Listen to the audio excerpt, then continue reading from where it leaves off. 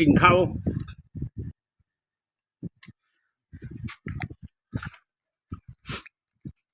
กับต้มไส้หมูต้มไส้หมูกับ2 โล 40 พันมาแล้วก็ล้างกับคักเป่งน้ำเฮาน้ำปลาสัตว์เฮา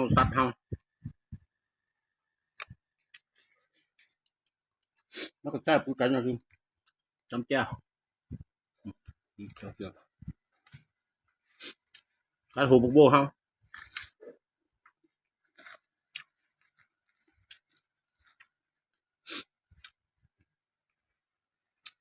เข้า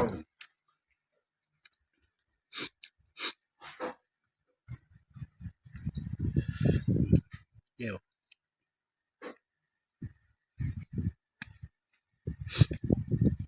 ไส้หมูไม่ช่อยนะ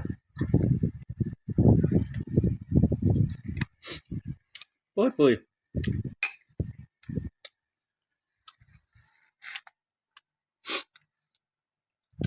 ล้างน้ำให้มันสะอาดแล้วนอกต้ม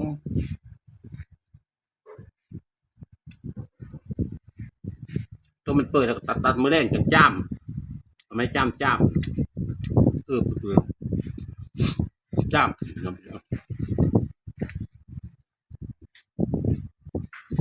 เมื่อย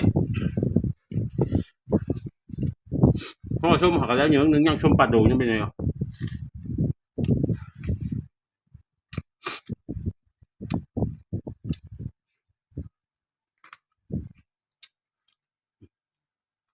มันก็ข้าวไม่เดือดแล้วแซ่บโอ้ยปนี้บอกจะเอ้ยเหมยจะเป็นอื่นส้มปลาสะโดนะ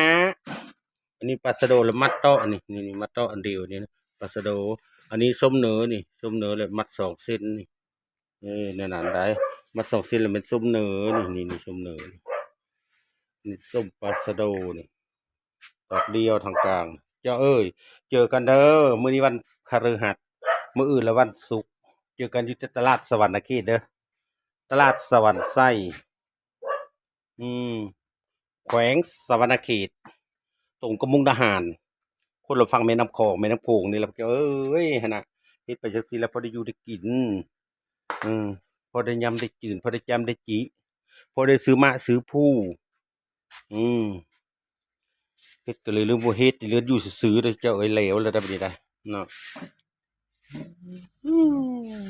ห่อส้มผู้ไทยอันนี้แหละในห่อส้มผู้ไทยนะเผาผู้ไทยเนี่ยมี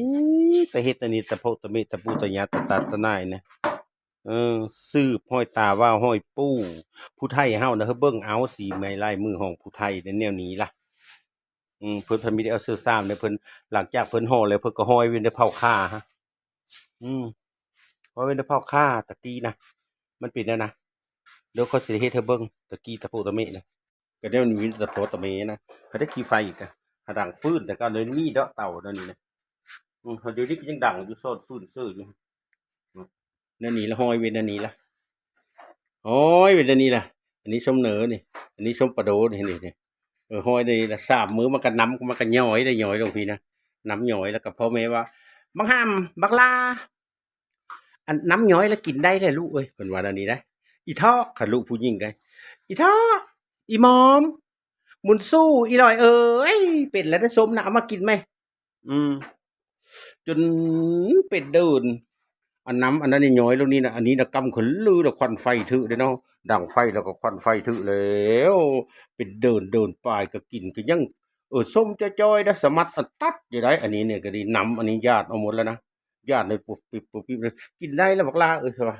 โจ้เขามันย้อยคักๆสักก้อนโอ้ยคุณหดผู้คุณหดมิคุณหดปู่คุณหดหยาคุณหดตาคือหดหน้าเด้ผ้าเขาเฮ็ดอันนี้คนจื้อจำน้ำไว้เสื้อใส่ผ้านอนอยู่ได้ผมไม่ได้ลึกได้ทูมได้ผมมีผ้าเฮ็ดตะเก้านะสู้เห็นนักคลิปก็อย่าลืมกดติดตามกดแชร์เฮ้อเด้อกดสักไข่เฮ้อเด้กดกระลิ่งเฮ้อน้ำกดอันดาวเฮ้อผมนั้นพวกเอ้ยทั้ง2 แม่ยงนั้นไม่ได้มีเลยได้ทั้งเพชรทั้งไล่กับไม่ได้มีแต่ไม่ได้ลิ้นเลยไม่ได้ย่าแล้วพักพรจบนี่แต่2 YouTube กับ TikTok พ่อโอเคจุ๊บFC ทุกคน